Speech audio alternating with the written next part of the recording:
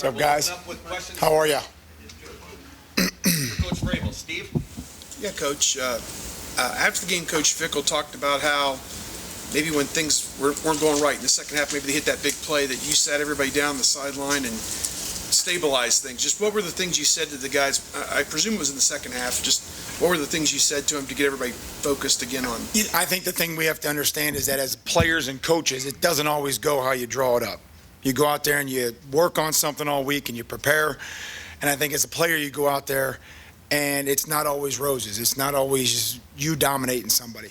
But then you look up and you have a chance to win a football game. And at that point in time, you just kind of have to clear everything and go on and find ways to make plays like Tyvis did and some other guys did late in the game. And I think that, certainly we don't want to play like that, but there's going to be times during the course of a season, course of a game, where it's not going well. And you have to find the will to go and win a football game. Front row left, Rusty?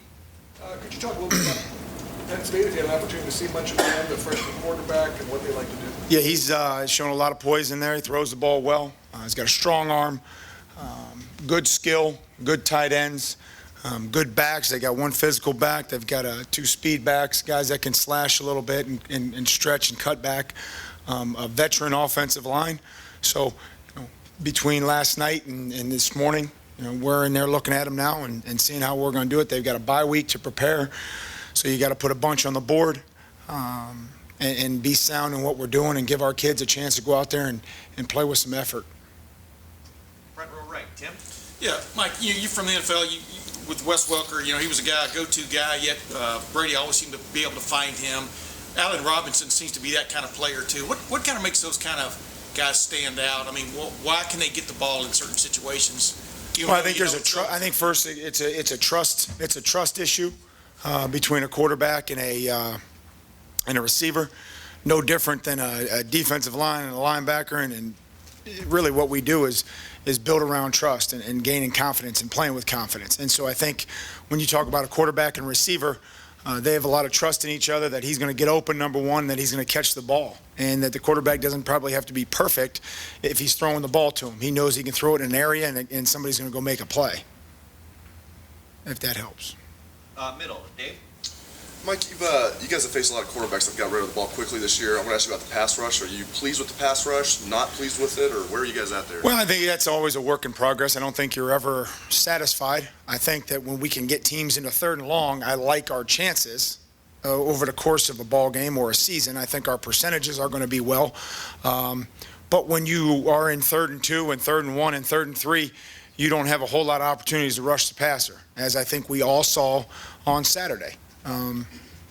But when you look at the second half and you have the opportunity to be 3rd and 7, be up 10 points, you can go with 4 guys that can rush the passer and get the quarterback to not be able to set his feet, to get rid of the ball, to hit him, to let him get rid of the ball before he's ready to throw it, before guys are open. So it's predicated on getting them into those situations and then having the guys out there on the field that can go win. State rivalry, how big of a game is this for Ohio State in general? Your freshman year was the first year they joined the conference. Just how big of a game do you think this is for Ohio State in general? Well, I think they're all big. I think when you're at Ohio State, regardless of who you play, I think every game's big. Ohio State hasn't lost since Coach Meyer started coaching here. So every game we play gets bigger and bigger. Front row right, Austin? Mike, is there a part of Joey Bosa's game that you think is particularly advanced for a true freshman? I think physically he's much more advanced where, a lot of kids coming out of high school would be in their first year. I just think his strength, his core strength, his balance, those types of things stand out to me. And he's going to continue to work. He's going to continue to work his technique. But it's physically he's able to play at this level because of his natural strength, his natural core strength, and he's got great balance. Obviously, you guys recruited for a reason, and I know the policy about redshirting that you want these guys to play right away, but has he been ahead of schedule or surprising for you guys once you got into the season, how much you could play him? Well, I think you get opportunities, and you start out with 5 opportunities, 10 opportunities, 15 out, whatever those opportunities are. He was a player that took advantage of those opportunities and went from 20 or 25 snaps to 50, 55, 60, and now he's a starter for us. And we've got to have him in there. He's a difference maker. And he's playing well. I mean, he didn't play great Saturday, but he certainly shows up and continues to do a lot of good things for us. Front row, Bill. Iowa didn't have a lot of long run gains, but they consistently in the Sure. first half got 5, 6. That's it. Yep. Call it what it was. Right.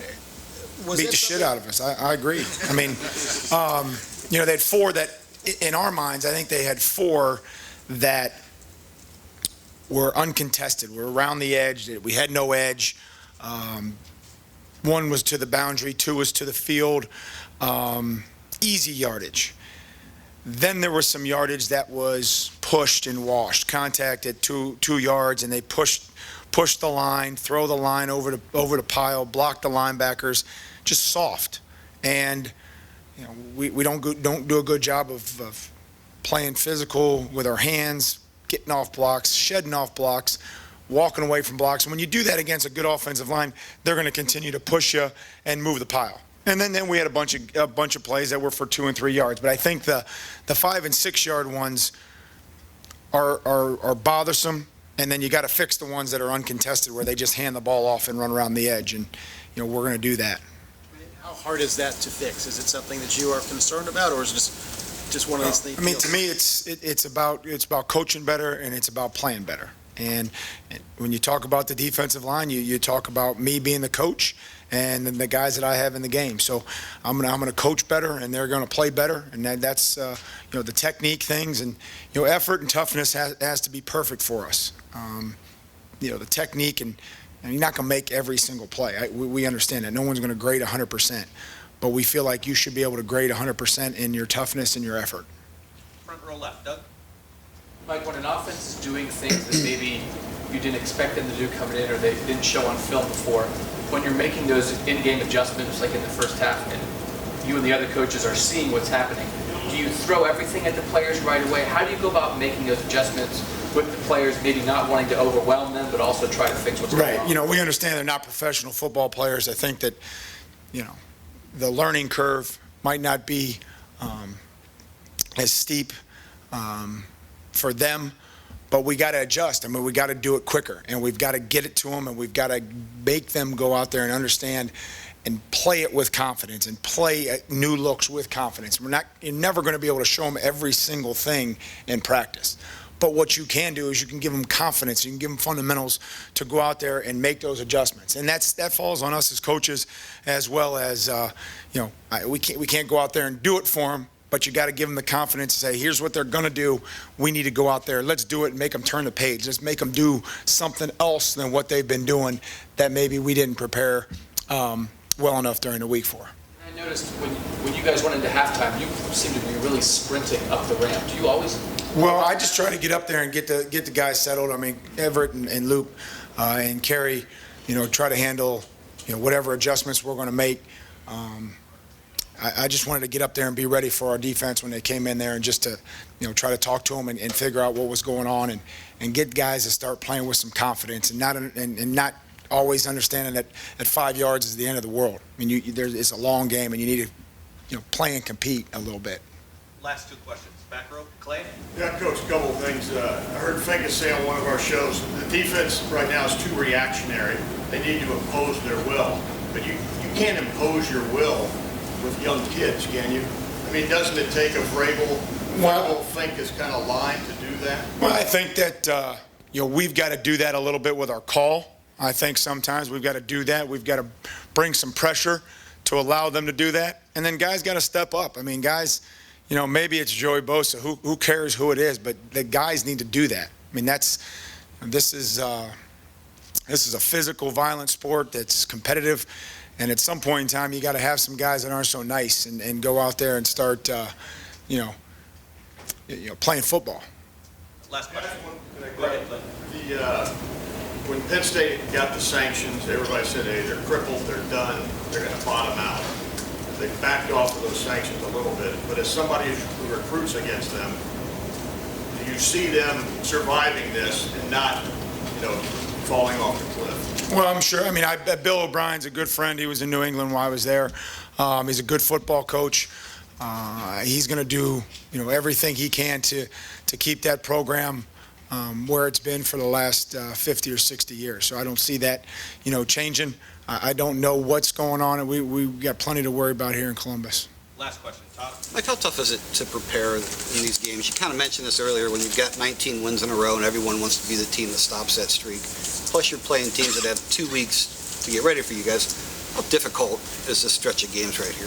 Well, I think that's life in a big city. I think you got to understand that whether they have a bye week or not, you're going to get a whole bunch of stuff. And the stuff that you've had trouble with is going to continue to show up until you stop it. The things that you do well, they're going to try to have answers for. And we need to do a great job as a staff, and we need to do a great job to getting that from our minds to our players' minds, and ultimately giving them an opportunity to play fast.